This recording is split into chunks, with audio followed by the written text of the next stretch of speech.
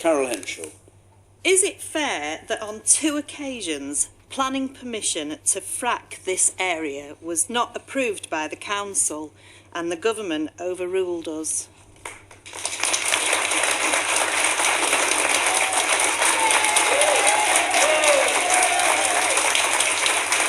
Well, you can see it's a popular question, and it's a very pertinent one here. I mean, on the way into Blackpool, there are great signs on the roads protesting against fracking, and it's a sort of case test, really, of whether the whole industry of fracking should get the go-ahead. It's not, doesn't get the go-ahead elsewhere. Should it get the go-ahead here?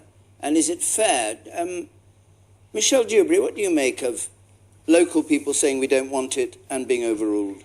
I think fracking, for whatever reason, it is an industry that has completely failed to win over people and to convince people of their arguments. I think people are concerned about safety.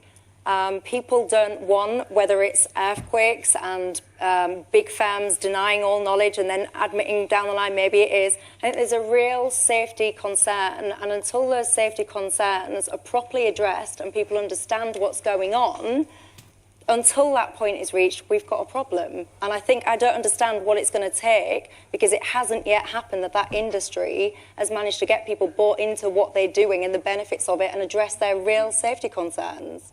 So you think, do you think its time will come when it's being handled more dexterously, or do you think there are real dangers and risks in it, like local people here have I think opined? It's something that is still not understood enough to the degree where we can make a proper informed decision about it.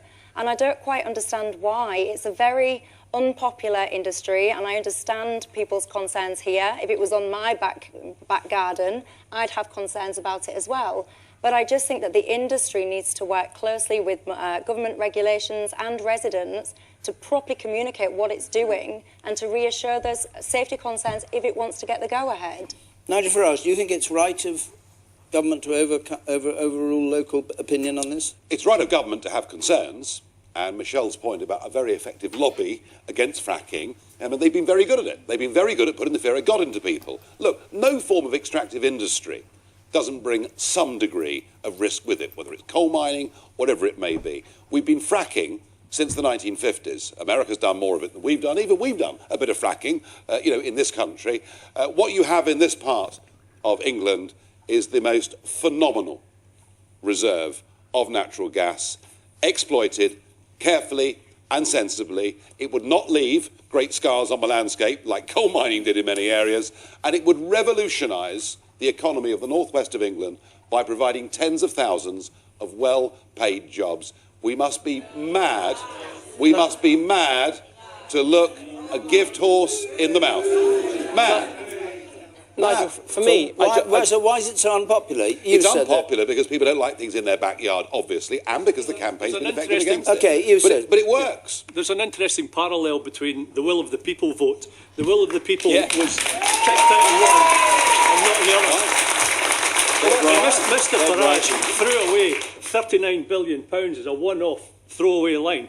How many council houses can you buy for £39 billion? If people here don't want it, that's fine. And they have a referendum on it, they can decide. That's fine. No, they can't. All I'm saying is... why not? Well,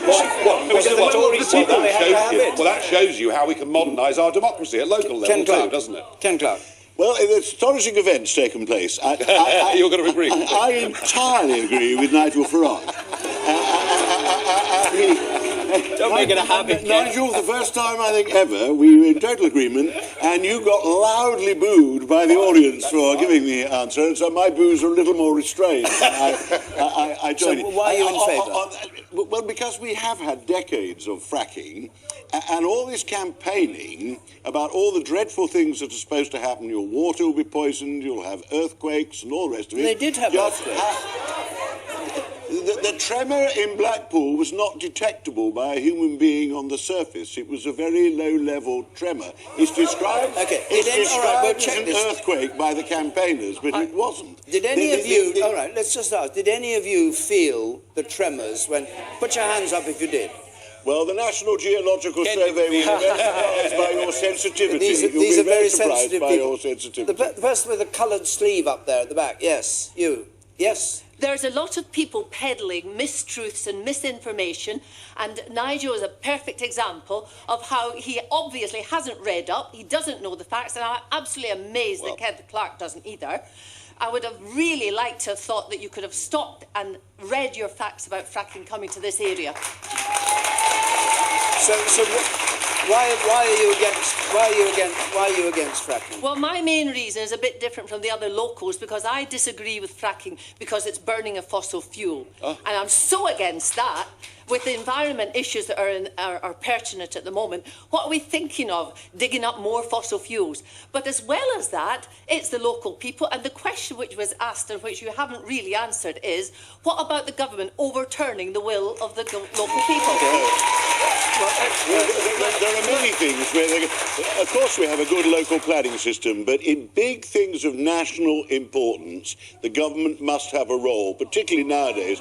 If Isambard Kingdom Brunel decided he wanted to build a railway line from London to Bristol today, his advisors would tell him he'd be mad going through the planning system because there'd be vast opposition all the way down the line, everybody would be opposed to it. The government had to let him do that. It's called HS2. Yeah. It's called HS2 because they get fought by local people, but somebody somewhere has got to provide the route for major infrastructure projects. We do need runways at airports. We do need to use our own oil and gas reserves. What account you take of local opinion? Anything or none? You take account of local opinion. And then ignore it. But you don't ignore it, but if in fact the national interest outweighs that, and if the local opinion is just rejecting the advice of, I already mentioned the National Geological Survey, the scientific world, about whether there are risks involved in fracking or not, I think a government's entitled to say in the national interest we're going ahead. I could not be more opposed to Ken and Nigel, and thank you very much at the back for raising that point about the lack of fossil fuels. But, I mean, we talk about well blowouts, we talk about it's carbon intensive, we talk about the fact that it's water intensive, but the bigger issue is that if we are serious about protecting this blue marble that we're on, we need to move away from fossil fuels and actually embrace renewable energy. In this area, there's a lot of wind. Why don't we use it? Thank you. Hold on. It's Owen's turn. Owen Smith, your turn. I'll come to you, sir. Owen Smith. Well, look, the truth is, Nigel is completely wrong. The benefits of fracking are totally overblown. The volume of jobs will be tiny. The reserves that we have are much lesser than America or France or some of the other places where they have shale gas to frack. And in some of those places, like France, they've decided not to go after it. Why did we have the Tories overruling local people? Because they decided around the time of them getting elected in 2010 that it was a good idea for them to try and mimic the States, that they could sell to people as part of their election platform that they were going to unveil this great new industrial revolution. It was going to produce jobs and cheap, free energy practically in this country. All a load of rubbish. The other thing they've lied to people about is their suggestion that local people and local decisions will be given primacy. That clearly hasn't happened here. It should have happened, and if it had happened, we wouldn't have the fracking in Blackpool. It wouldn't happen under a Labour government. OK. That person there, the blue shirt, yeah. See, what was actually said before about how this is, the greenhouse gas is produced by this. It doesn't matter what jobs you've got, what money you have, when we're all dead from global warming. That is definitely the main point here. And when you've got, the German people have had to shut down nuclear power plants because they didn't like them, despite the fact that, greenhouse gas-wise, it's, completely they brought coal clean. everywhere. New coal-fired power stations all over Germany. And a quarter of the energy we're using in Britain today has come from wind. So why haven't the Tories invested in wind power? And you, sir? I think tonight more than ever, emphasise the fact of a reliance on gas. Everyone in this room is going to go home tonight and put the gas central heating on. Well, a wind turbine is not going to heat your house. Quarter of and all it was the a Labour party. It was a Labour party in 2008 that actually got the ball rolling on shale gas and issued the exploratory drilling licences. And do you think is it going to happen here? They say it's going to happen in the spring. And it will happen. Put billions of pounds into the revenue of the government. We are using tonight Russian and Qatari gas to heat our homes. So you want to see it happen? Yes, absolutely. And will it be good for the local economy? It will be good for the local economy. It will pump millions and millions of pounds in the local economy. This is not a mirror effect of the production of the shale gas in America. This is under British regulations. And British gas engineers, the best in the world. We will do it right. Okay, a brief point from you. I wonder whether the decision would have been overturned in the same way if the fracking was taking place south of Watford. Okay. Surrey Hill. Well, that's a good wonder. But we'll go on. I don't know how much more time we've got, but we take another question.